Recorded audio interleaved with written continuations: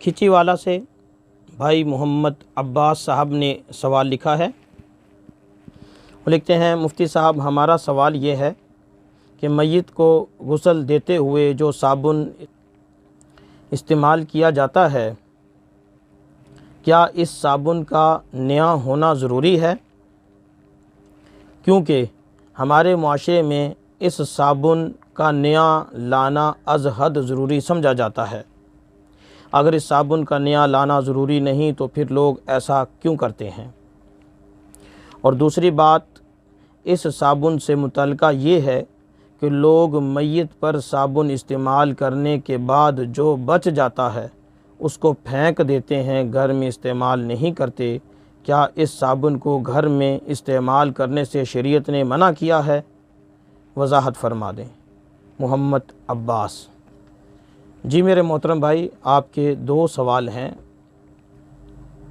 میت کو نہلانے کے لیے جو صابن استعمال کیا جاتا ہے اس کا نیا لانا کوئی ضروری نہیں ہے، کوئی شرعی حکم نہیں ہے کہ صابن ضرور نیا لایا جائے، بلکہ خود صابن کا استعمال ہی ضروری نہیں ہے۔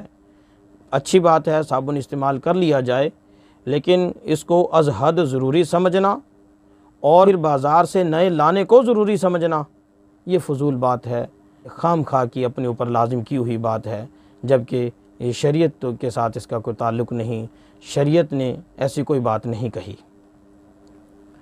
دوسرا آپ نے یہ بتایا کہ صابن ایک تو نیا لاتے ہیں، دوسرا یہ کرتے ہیں کہ اس صابن کو ایک مرتبہ میت پر جب استعمال ہو گیا تو پھر اس کو ضائع کر دیتے ہیں۔ نہیں میرے محترم بھائی، اس کو ضائع کرنا بھی یہ درست نہیں ہے، یہ مال کا ضائع کرنا ہے، گناہ کی بات ہے۔ اس صابن کے استعمال میں کوئی حرج نہیں تھا، اس صابن کو گھر میں استعمال کیا جا سکتا تھا۔ اگر گھر میں کوئی نہیں استعمال کرنا چاہتا، اگر کسی کا دل نہیں کرتا تو کسی کو غریب کو دے دیا جائے، اس کو ضائع تو نہ کیا جائے، یہ تو مال ہے اور مال کا ضائع کرنا تو یہ ٹھیک نہیں۔ دوسری بات درمیان میں آپ نے یہ کہی کہ لوگ ایسا کیوں کرتے ہیں۔ دیکھیں لوگ لا علمی سے ایسا کرتے ہیں، لوگوں کے ایسا کرنے کا ایک سبب وہ نیم ملا بھی ہیں جن کو نہ اگلی بات کا پتہ ہوتا نہ پچھلی بات کا پتہ ہوتا، اور اپنے تائیں وہ امام اعظم بن کے بیٹھ جاتے ہیں۔ لہٰذا ایسے لوگوں سے جب کوئی بات پوچھتا ہے تو ان کو اگلی پچھلی بات کا تو پتہ نہیں ہوتا، ان کے پاس علم تو ہوتا نہیں، وہ جو کچھ ان کے دل میں آتا ہے وہ سنا دیتے ہیں، اور لوگ بھی ایسا اعتقاد رکھتے ہیں ان کے ساتھ کہ جو انہوں نے کہہ دیا وہ تو بس گویا کہ نص وارد ہو گئی، اس کے خلاف تو ہو ہی نہیں سکتا۔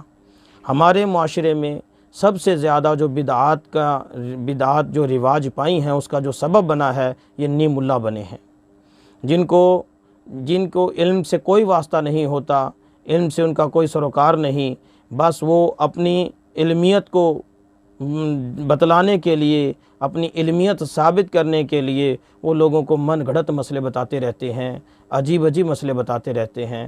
لہٰذا ایسے مسئلوں سے اجتناب کرنا چاہیے۔ ہمیں یہ معلوم کرنا چاہیے کہ مسئلہ ہم کہاں سے معلوم کریں۔ دیکھیں اگر ہم کسی ڈاکٹر کے پاس ہم نے اگر کوئی دوائی لینے کے لیے جانا ہوتا ہے تو ہم کتنے لوگوں سے پہلے مشورہ کرتے ہیں، کس ڈاکٹر کے پاس جایا جائے، کس کے پاس نہ جایا جائے۔ ہم پہلے تحقیق کرتے ہیں کہ کون سا ڈاکٹر اپنے فن میں ماہر ہے، ہم اس کی مہارت کو دے کر پھر اس کے پاس جاتے ہیں۔ لیکن جب دین کی باری آتی ہے، مسئلہ پوچھنے کی باری آتی ہے تو ہم ریڑھی باندھ سے مسئلہ پوچھ لیتے ہیں، ہم راہ چلتے سے مسئلہ پوچھ لیتے ہیں، ہم ہر اس بندے کو جس نے داڑھی رکھی ہو اس کو ہم پتہ نہیں کیا سے کیا سمجھ لیتے ہیں کہ یہی جو قرآن حدیث کے میں جو جتنے مسائل وارد ہوئے ہیں یہ ان کا حافظ ہے۔ لیکن میرے محترم بھائی، یہ بڑے ہی افسوس کی بات ہے کہ جہاں ہمیں مسئلہ پوچھنا چاہیے وہاں ہم پوچھتے نہیں، اور جہاں نہیں پوچھنا چاہیے ان کے پیچھے ہم لگے رہتے ہیں اور مسئلے پوچھ کے اپنا دین بھی خراب کرتے ہیں، اور پھر اس کی تبلیغ بھی کرتے ہیں، وہ غلط مسائل کو ہم ان کی ترویج بھی کرتے ہیں، لوگوں تک وہ بات پھیلا دیتے ہیں، جس کا نتیجہ یہ ہوتا ہے کہ من گھڑت باتیں پھیل جاتی ہیں، من گھڑت باتیں وجود میں آتی ہیں۔ تو میرے محترم بھائیوں، اس وجہ سے ان باتوں کے وجود میں آنے کا سبب نیم ملا ہیں، ان سے بچنا چاہیے۔ مسئلہ محقق آدمی سے پوچھنا چاہیے، جو اپنے فن میں ماہر ہو اس سے پوچھنا چاہیے۔ ہر نتھو پتھو سے مسئلہ پوچھنے سے احراز کرنا چاہیے، اس سے بچنا چاہیے۔